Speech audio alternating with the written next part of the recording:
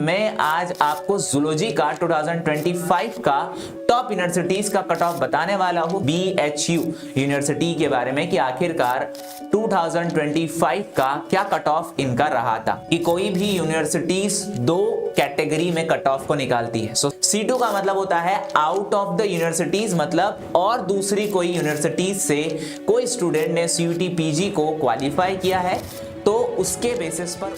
So hello everyone, welcome to IFAs। कैसे हो मेरे सभी दोस्तों। CUET PG के वो सारे एस्पिरेंट्स जो कि इस 2026 के एग्जाम को टारगेट कर रहे हैं और वो सारे स्टूडेंट जिन्होंने 2025 के एग्जाम को क्वालिफाई करके टॉप यूनिवर्सिटीज में एडमिशन ले लिया, तो मैं आज आपको उन्हीं टॉप यूनिवर्सिटीज के कुछ कट ऑफ के बारे में बताना चाहूंगा। वो कट ऑफ आखिरकार किस कैटेगरी के लिए कितना था, आज हम वो बात करेंगे। क्योंकि ये कट ऑफ क्यों बताना जरूरी है, बिकॉज क्योंकि अगर आप 2026 के एग्जाम को टारगेट कर रहे हो तो आपको 2025 का क्राइटेरिया जरूर पता होना चाहिए कि कितने क्राइटेरिया के बेसिस पर टॉप यूनिवर्सिटीज ने अपने स्टूडेंट्स को सिलेक्ट किया है। बिकॉज आपको सभी को पता है कि CUET PG एक पोस्ट ग्रेजुएशन एडमिशन एग्जाम है, बट इसका कोई मेजर कट ऑफ नहीं होता है। बिकॉज क्योंकि हर यूनिवर्सिटी का अलग अलग कट ऑफ होता है और हर यूनिवर्सिटीज अपने कट ऑफ रेंज के हिसाब से CUET PG के उन स्टूडेंट्स को सिलेक्ट करता है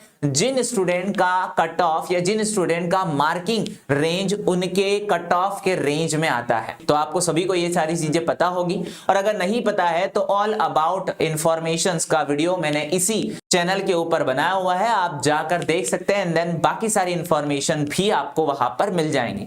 बट आज की जो इंफॉर्मेशन है वो इंफॉर्मेशन मैं आज आपको जूलॉजी का 2025 का टॉप यूनिवर्सिटीज का कट ऑफ बताने वाला हूं कि आखिरकार यूनिवर्सिटी किस बेसिस के ऊपर कट ऑफ रेंज निकालती है। तो बढ़ते हैं सबसे पहले जूलॉजी के 2025 के कट ऑफ के ऊपर। तो मैं बात करूंगा सबसे पहले BHU यूनिवर्सिटी के बारे में कि आखिरकार 2025 का क्या कट ऑफ इनका रहा था। तो बात कर लेते हैं। देखो, सबसे पहली बात कि कोई भी यूनिवर्सिटीज दो कैटेगरी में कट ऑफ को निकालती है। सो C कैटेगरी वाइज होता है। लाइक कैटेगरी आप मान के चल रहे हो कि OBC ST SC, सो वो तो एक डिफरेंट कैटेगरीज है। यहां पर दो कैटेगरीज में कट ऑफ डिवाइड होता है या दो ग्रुप आप मान लो। पहला ग्रुप होता है C1 ग्रुप जो कि BHU वालों के लिए होता है, एंड देन C2 ग्रुप जो होता है वो नॉन BHU। यहां हम ये बोल सकते हैं जिस भी यूनिवर्सिटी का मैं कट ऑफ आपको बताऊंगा वो नॉन बैकग्राउंड से होगा, मतलब कि उन्होंने अपना ग्रेजुएशन उस यूनिवर्सिटी से नहीं किया है। और C1 का मतलब होता है कि जो BHU बैकग्राउंड से हो या DU बैकग्राउंड से हो। तो हम बात करेंगे इनके कट ऑफ की। सो ये मैंने क्राइटेरिया आपका सबसे पहले बिल्कुल डिफरेंट कर दिया है। C1 का मतलब होता है कि उस यूनिवर्सिटीज के स्टूडेंट्स के लिए एक स्पेसिफिक कट ऑफ। C2 का मतलब होता है आउट ऑफ द यूनिवर्सिटीज, मतलब और दूसरी कोई यूनिवर्सिटीज से कोई स्टूडेंट ने CUET PG को क्वालिफाई किया है तो उसके बेसिस पर उनका स्पेसिफिक कट ऑफ। तो सबसे पहले बात कर लेते हैं जूलॉजी के लिए। और जूलॉजी के लिए जैसे कि आप यहां पर देख रहे होंगे कि सबसे पहले हम C2 मतलब नॉन BHU बैकग्राउंड वालों के लिए बात कर लेते हैं कि उनका कट ऑफ PWD के लिए कितना था। तो देखो, यहां मिनिमम स्कोर, मैक्सिमम स्कोर, साथ ही साथ मिनिमम रैंक और मैक्सिमम रैंक भी बताई गई है। सो ये कट ऑफ का डायरेक्ट आपको मिल जाएगा इनकी वेबसाइट पर, बट आपको वेबसाइट से अच्छा है कि मैं यहां पर सारी इंफॉर्मेशन पूरी तरीके से कॉलिब्रेशन वे के अंदर बता दूं। तो सबसे पहले बात कर लेते हैं PWD। सो PWD कैंडिडेट्स जो कि आउट ऑफ यूनिवर्सिटी BHU से नहीं है, सो उनका मिनिमम रेंज ऑफ स्कोर था 98, मैक्सिमम इनका 121 था। मिनिमम रैंक की बात कर ले तो मिनिमम रैंक इनकी 287 थी, एंड देन मैक्सिमम रैंक 473, जो कि इतनी कैटेगरी के रैंक को इन्होंने सिलेक्ट किया है। देन बात कर ले नेक्स्ट कैटेगरी की, EWS category. So EWS category का मिनिमम स्कोर जो था 146 था, maximum score 170, and then minimum rank 27 and maximum rank इनकी वाली थी 112। फिर आगे बढ़ते हैं हम अगली कैटेगरी पर। सो अगली कैटेगरी आती है ST कैटेगरी, और ST कैटेगरी का मिनिमम स्कोर 110, मैक्सिमम स्कोर वहीं पर 1333 हो जाता है। वही अगर कभी हम बात कर ले यहाँ पर इनकी मिनिमम रैंक की तो 190 एंड देन मैक्सिमम रैंक इनकी 378 रही है। फिर और आगे बात कर लेते हैं एससी कैटेगरी की। सो एससी कैटेगरी का मिनिमम स्कोर आपको यहां पर देखने को मिलता है 135, मैक्सिमम स्कोर इनका देखने को मिलता है यहां पर 172, देन मिनिमम रैंक 26 है और मैक्सिमम रैंक 172 है। फिर नेक्स्ट कैटेगरी की अगर हम बात कर ले तो नेक्स्ट कैटेगरी आ जाती है ओबीसी कैटेगरी, और ओबीसी कैटेगरी के लिए मिनिमम मार्क्स यहां पर 145, मैक्सिमम मार्क्स यहां पर 168, मिनिमम रैंक जो है वो 30 है एंड देन मैक्सिमम रैंक 115 है। देन लास्ट अब आ जाते हैं अनरिजर्व कैटेगरी की। तो अनरिजर्व कैटेगरी का मिनिमम स्कोर यहां 174 है, मैक्सिमम 200 के अराउंड यहां पर दिखाया गया था एंड देन मिनिमम रैंक भी इनकी कुछ 30 से लेकर 100 के रेंज में सिलेक्ट किए गए हैं। तो ऑब्वियसली ये जो है कट ऑफ रेंज है जो कि जूलॉजी के लिए बीएचयू ने आउट ऑफ बीएचयू मतलब नॉन बीएचयू बैकग्राउंड वालों के लिए कट ऑफ दिया। अब बात कर लेते हैं जो बीएचयू से ही रिलेटेड है, जिन्होंने अपना ग्रेजुएशन बीएचयू से ही किया है, सो वो C1 कोटे के अंदर आते हैं। और C1 कोटे में बात कर लेते हैं सबसे पहले पीडब्ल्यूडी कैंडिडेट की। पीडब्ल्यूडी कैंडिडेट जिनका मिनिमम स्कोर 55 है, मैक्सिमम स्कोर भी 55 है, मिनिमम रैंक इनकी वाली 766 और मैक्सिमम रैंक 766। अब आप सोच रहे होंगे कि सर इतना नंबर का वेरिएशन कैसे। देखो सबसे पहली बात कि मान लो फॉर एग्जांपल कि मैं ओबीसी कैटेगरी में हूं और अगर ओबीसी कैटेगरी में नंबर का रेंज अगर फॉर एग्जांपल एसटी एससी या जनरल से भी थोड़ा ज्यादा है कि उनके स्टूडेंट जो है वो जनरल कोटे से भी बाहर रैंक के ऊपर आ रहे हैं या नंबर के ऊपर आ रहे हैं, तो कहीं ना कहीं वेरिएशन में आपको ये देखने को जरूर मिलेगा कि अनरिजर्व वाले, फॉर एग्जांपल हाइपोथेटिकली आपको बता रहा हूं कि अनरिजर्व वालों जो कि ऊपर थोड़े उनके रैंक हुआ करती है ऑब्वियसली ज्यादा कट ऑफ होता है, बट अगर कभी क्राइटेरिया ही ओबीसी का सबसे ज्यादा है तो फिर नंबर एंड रैंक आपको ज्यादा देखने को मिलेगी। बट उसका मतलब ये नहीं है कि ओबीसी का कट ऑफ अनरिजर्व से ज्यादा लगता है, ठीक है। वो क्राइटेरिया बिल्कुल सही है कि अनरिजर्व का सबसे ज्यादा लगता है एंड देन फिर उसके बाद में सारी कैटेगरीज आ जाती है, लाइक जनरल कैटेगरी सबसे फर्स्ट। फिर नेक्स्ट बात कर लेते हैं ईडब्ल्यूएस कैटेगरी की। तो ईडब्ल्यूएस में मिनिमम स्कोर 110, मैक्सिमम स्कोर आपको देखने को मिलता है 132, मिनिमम रैंक इनकी 199 है एंड देन मैक्सिमम रैंक 380 यहां पर देखने को मिलती है। फिर अगली कैटेगरी की बात कर ले ST category. So ST category minimum score 100, maximum score आपको देखने को मिल जाता है 105, मिनिमम रैंक जो है इनकी 413 एंड मैक्सिमम रैंक 462 देखने को मिल जाती है। फिर अगली कैटेगरी के ऊपर बढ़ते हैं एससी कैटेगरी पर।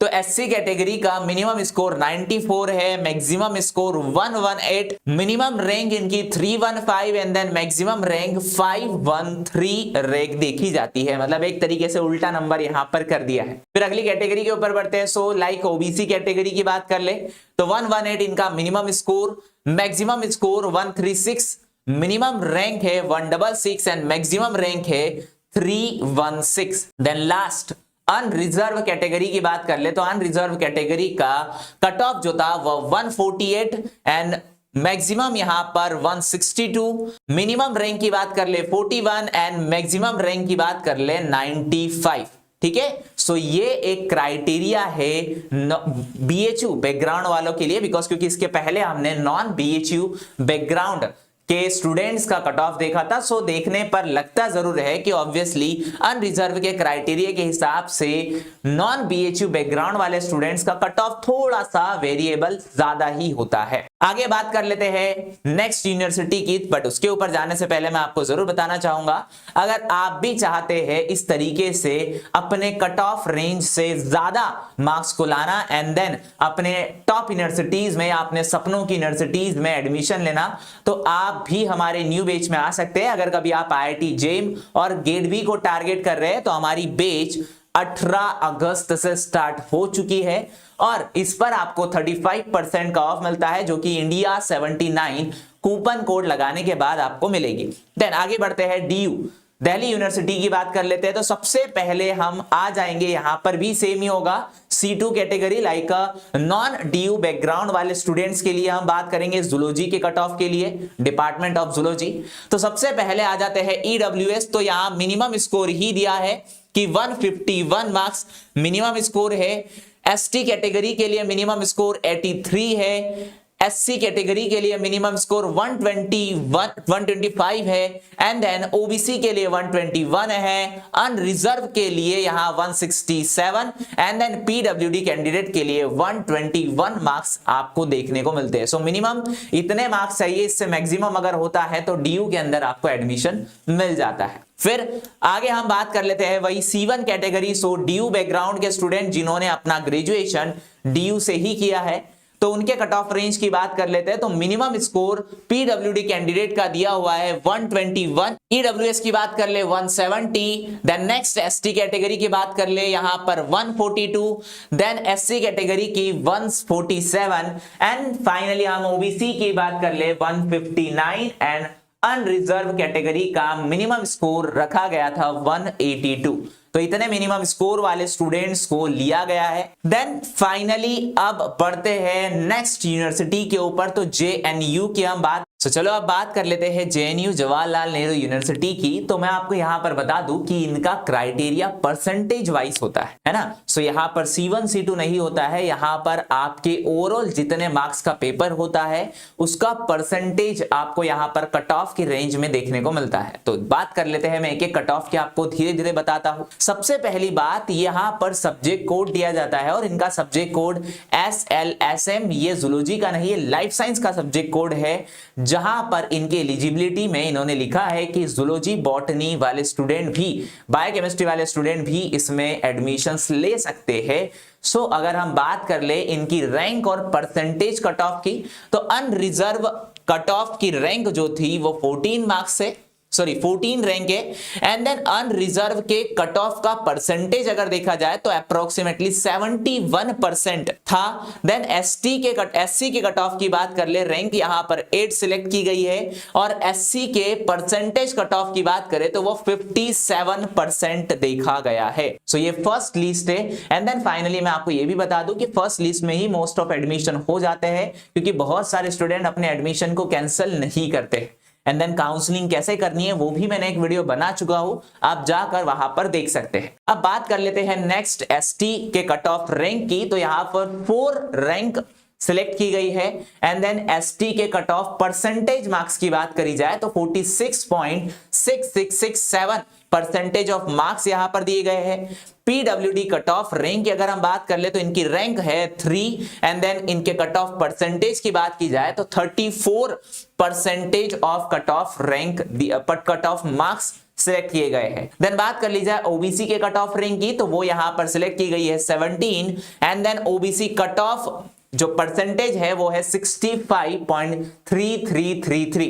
देन नेक्स्ट बात कर ले EWS की, तो इनकी रैंक 5 सेलेक्ट की गई है एंड देन EWS के परसेंटेज कट ऑफ की बात की जाए तो वो देखने को मिलती है 65.3333 लाइक OBC के सिमिलर ही है। एंड देन फाइनल अगर कभी कट ऑफ मार्क्स की बात की जाए परसेंटेज वाइज तो एक on an average 41.333 and then rank first इन्होंने सिलेक्ट की थी। सो ये इंफॉर्मेशन जरूर आपको पता है। एंड देन मैं आपको बताना चाहूंगा कि अगर आप भी चाहते हैं इस तरीके से टॉप यूनिवर्सिटीज में इतने ज्यादा नंबर्स के साथ एडमिशन लेना, तो आपको लेना पड़ेगा फिर IFAs का रिकॉर्डेड बैच। सो लाइक ये सारे के सारे कोर्सेज के लिए अवेलेबल है।